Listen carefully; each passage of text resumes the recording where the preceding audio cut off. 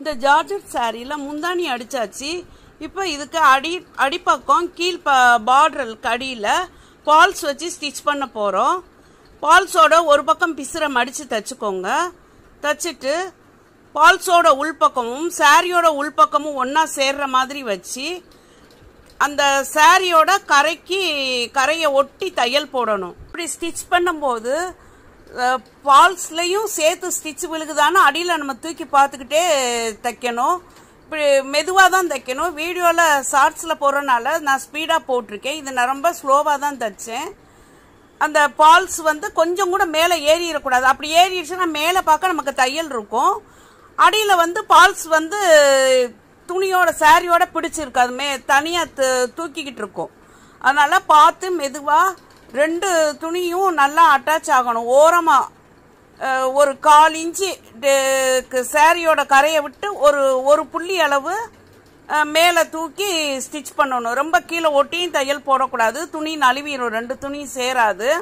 இந்த முதல் ஸ்டெப்பு கூட கொஞ்சம் வேகமாக தைச்சிட்டேன்.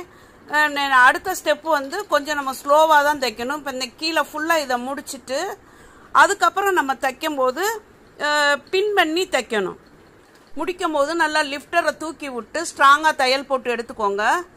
இப்போ நம்ம பின் பண்ணி குண்டூசியால் அடியில் நல்லா சுருக்கு இல்லாமல் பால்ஸை வச்சு திருப்பி பார்த்து விட்டு பின் பண்ணிக்கணும். மேலேயும் ஒன்று போல் இருக்கணும் வச்சு கரெக்டாக பின் பண்ணி எடுத்து, அதாவது கீழே ஒட்டி கரையை ஒட்டி பின் பண்ணாமல் பால்ஸோட மேல் பக்கம் தான் நம்ம ஸ்டிச் பண்ணணும். அதனால மேல் பக்கத்தை விட ஒரு 1/2 இன்ச்சு இறக்கி இல்லை 1 இன்ச்சு இறக்கி வச்சு பின் போட்டு எடுத்துக்கோங்க, சுருக்கு இல்லாமல்.